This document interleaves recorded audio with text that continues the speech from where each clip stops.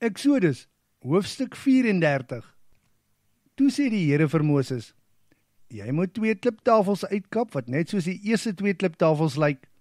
Ek sal dan weer op daardie 2 kliptafels die woorde skryf wat ek op die eerste 2 kliptafels geskryf het, wat jy teen die voet van die berg stikkend gegooi het. Maak dan gereed om môre vroeg die Sinaïberg uit te klim en bo op die berg by my te kom staan. Sorg dat niemand saam met jou die berg uitklim nie. Daar mag nie 'n enkele persoon op die berg te sien wees nie. Selfs die klein vee of beeste mag nie teen die kant van die berg wy nie. Toe het Moses 2 kliptafels uitgekap wat net soos die eerste 2 kliptafels gelyk het. Vroeg die volgende oggend het hy gereed gemaak en die Sinaïberg uitgeklim met die 2 kliptafels in sy hand. Toe daal die Here neer in 'n wolk en gaan staan by hom terwyl hy die naam van die Here uitroep. Terwyl die Here voor Moses verby beweeg, het hy uitgeroep, Ek is die Here, Here. Ek is 'n barmhartige en genadige God. Ek is geduldig, oorvloedig in liefde en bly getrou. Ek bly vol troue liefde aan duisende en vergewe oortredinge en skuld en sondes, maar ek laat nooit ongestraf nie. Ek laat kinders en kleinkinders boet vir die sondes van hulle ouers tot in die 3de en 4de geslag. Moses het baie vinnig op sy knieë gegaan en begin bid. Here, as ek werklik guns in u oë gevind het, moet die Here saam met ons trek.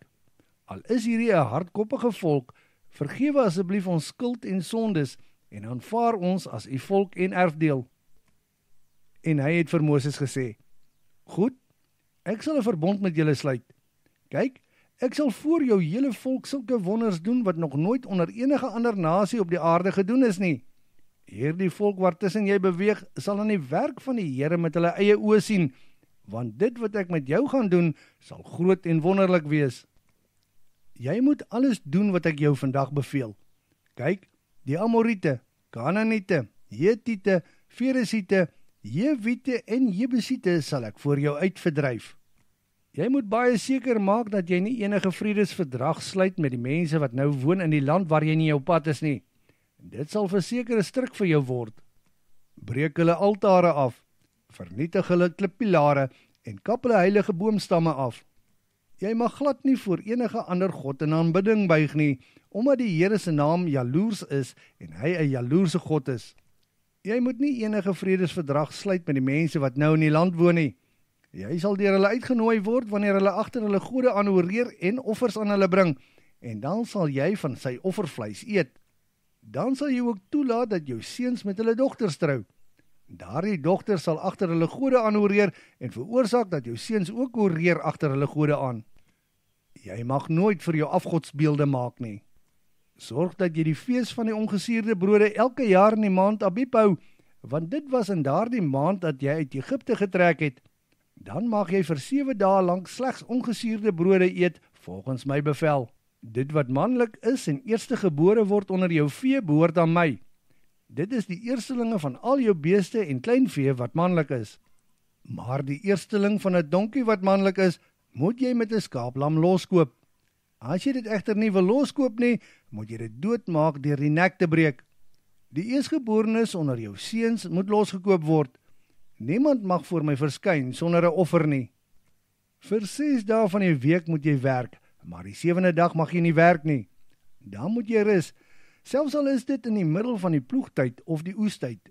Die fees van die oes moet jy hou gedurende die begin van jou oestyd, wanneer die oes begin inkom.